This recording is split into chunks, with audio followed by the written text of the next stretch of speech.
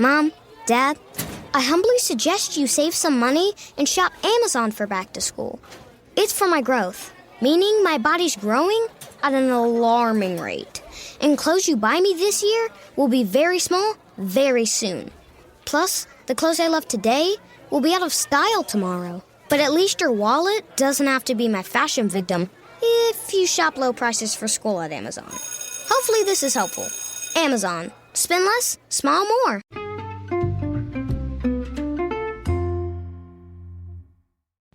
Hi, everybody, and welcome to the Dr. Psych Mom Show.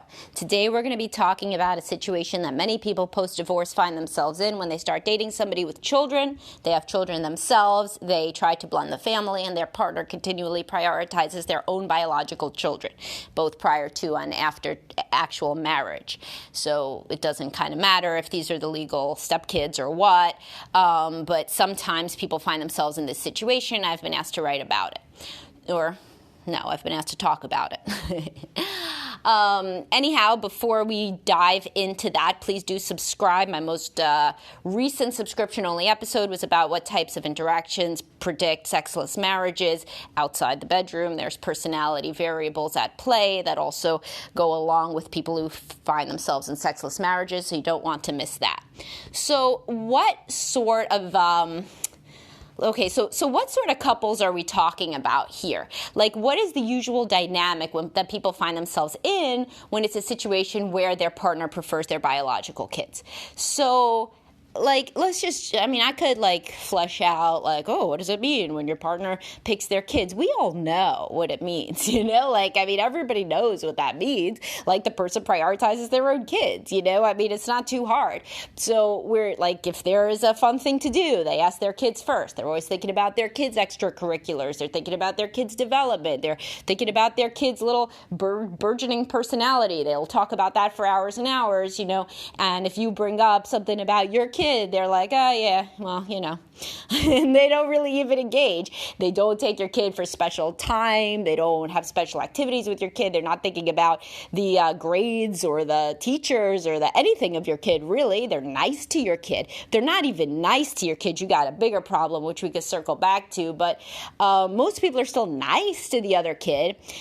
But they just obviously prioritize their own to the point that your biological kids are seeing this. So what kind of people find themselves in this situation? Well, you got to refer back to a lot of my body of work here, because these are usually people that are enablers of difficult people.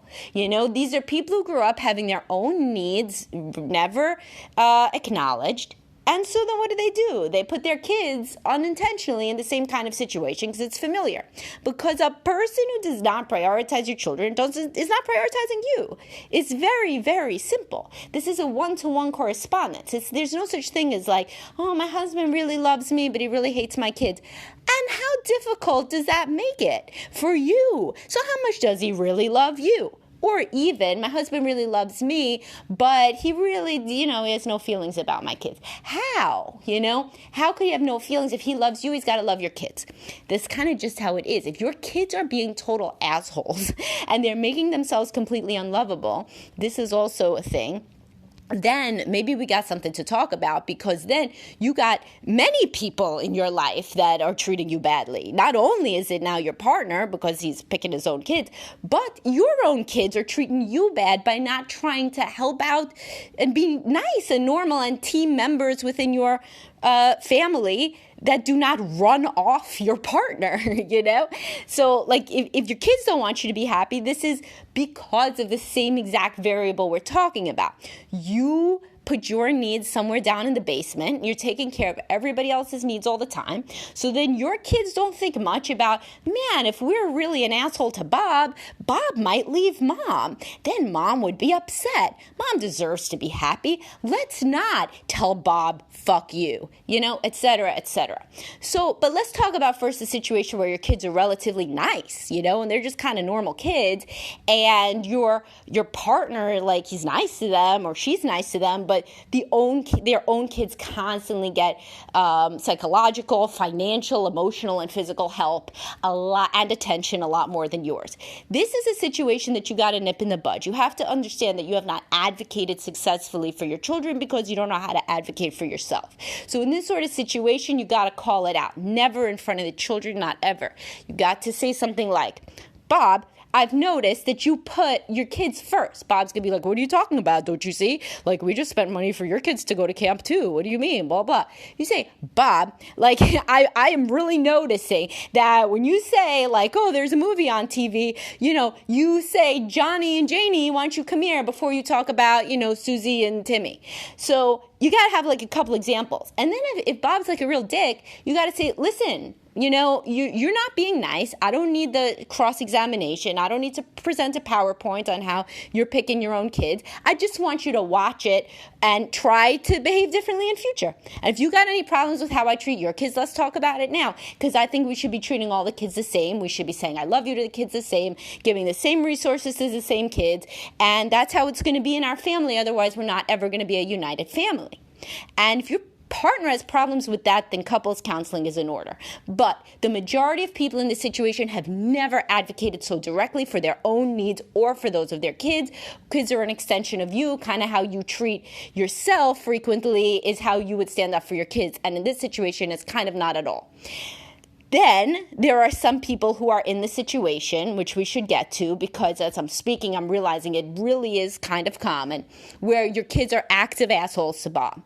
Now, in this situation, Bob has got a leg to stand on, right?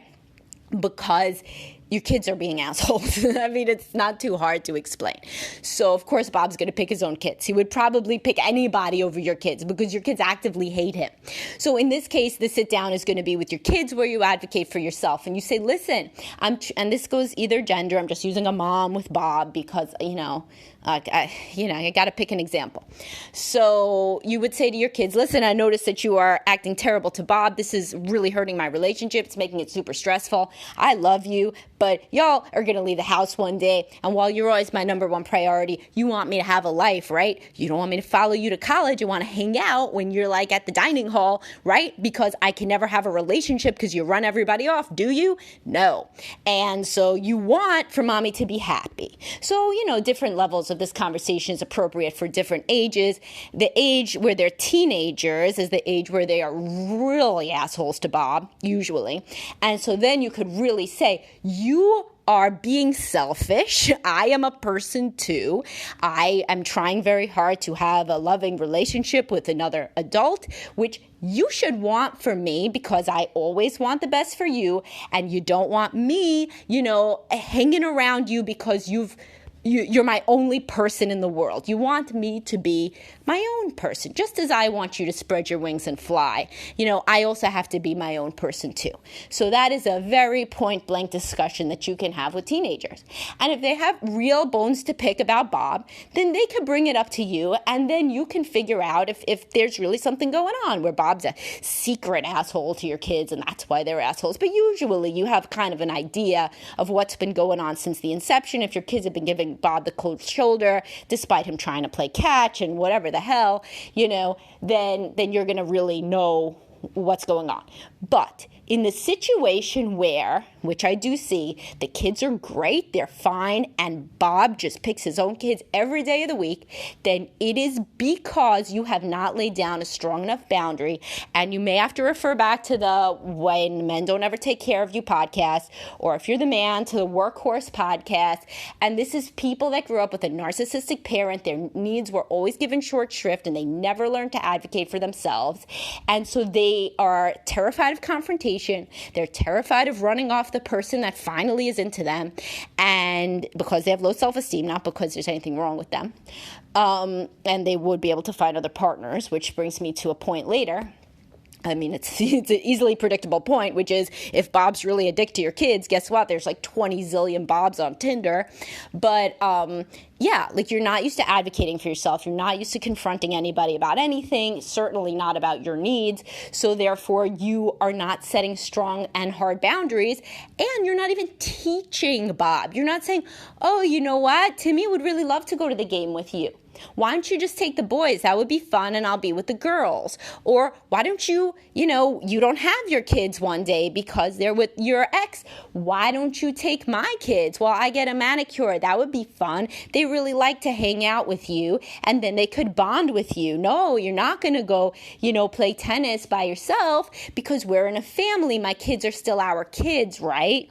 Etc., etc. So, and never in front of the kids. Because if he's like, I fucking don't want to do that, I'm going to play tennis, then you don't need your kids to hear that. I mean, don't worry. They already know that Bob is not that into them. But you would say this privately. And then that brings me to the point that if Bob doesn't change, then get rid of Bob. Because, and I know it's easier said than done, of course, but these are your children, and you do not need to be paying for hundreds of thousands of dollars worth of therapy over the course of their lifespans because mom picked Bob the asshole over us. And that shit does happen.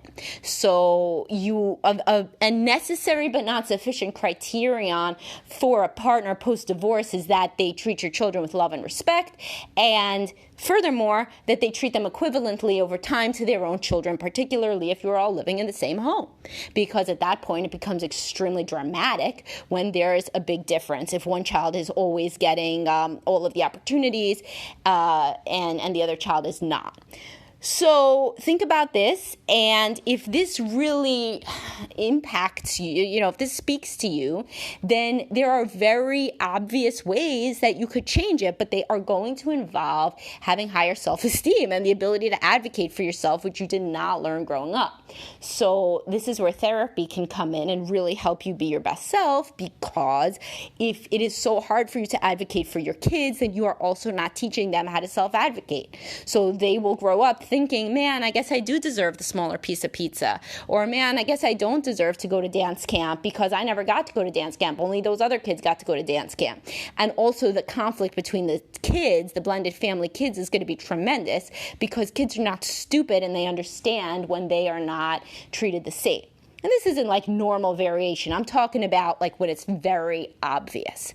Now, there's always two sides to everything. So if you think there's obvious prioritization, but other people don't see it, and your kids have never mentioned it really, then it could be a you thing. It could be like you're super rejection sensitive, therefore you're rejection sensitive on behalf of your own kids, and you are being triggered by perhaps being the less preferred sibling growing up or like whatever.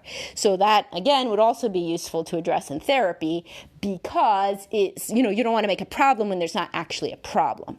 But this is more of a situation where other people looking in would and possibly have said something about the disparity in how the children are treated. And family counseling can be good, but frequently couples counseling is better, because when the kids are involved, there's all sorts of things that can happen in the room, and frequently it's good for the parents to hammer out where they are so they could be the strong core of the family, the united front on the same page, instead of the kids being in the room when all these things are being hammered out. It's individual preference. Some people would like family counseling, but a lot of times that same thing can be expedited, and the root of the issue is between the adults, not necessarily between Bob and Timmy. Bob and Timmy are probably having a bad problem because Timmy's mom, you in this podcast, has not really figured out what the hell is going on and feels, quote, trapped in the middle between like two people that she probably may have trained to both act like assholes to her because of her own issues, with self-esteem. So that is another case that I see where like the mother has trained the kids to treat her like shit. Refer to my Don't Treat Your Kids like the podcast on Don't Let Your Kids Treat You Like Garbage. And then also, guess what? The men in her life treat her like shit. And this could be the gender change too. Man who has his kids that look down on him, and women look down on him. Why? Because he looks down on him. Because he was raised in a way not to have any internal self-worth.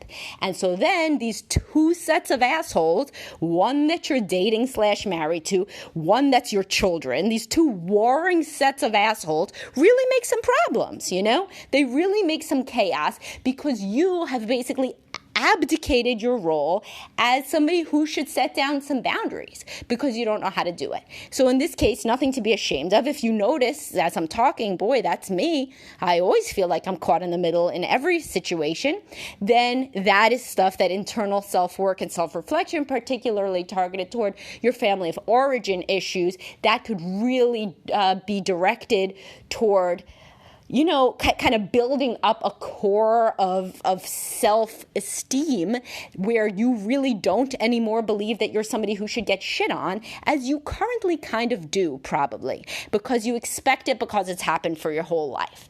So if this spoke to you, also, you could listen to it with your partner. You could be like, nah, I don't think you're as big of an asshole as Bob.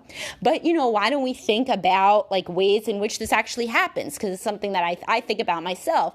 I don't know if it's just me or I don't know what's going on. But I do know that Susie said that your kids get all this stuff. And I quite honestly notice it myself. And how are we going to make this more equivalent? Because I really want our marriage to go well. Something like that.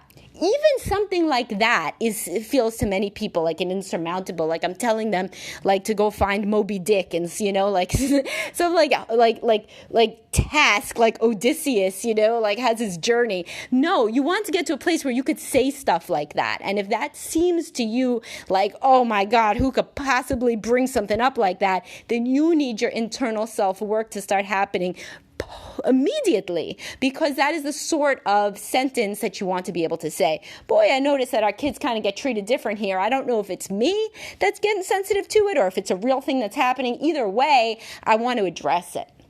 So that's the sort of sentence that should not make you cringe. If it does, then you can build up to it. You can build up to it by going to counseling and talking about where you learn that you're somebody who should not have any needs and should not ever self-advocate. All right, well, hopefully this spoke to some people that needed it, and I will talk to everybody soon. Be sure to subscribe if I am adding value to your life, and also join my Facebook group for interesting discussions about all these topics and more.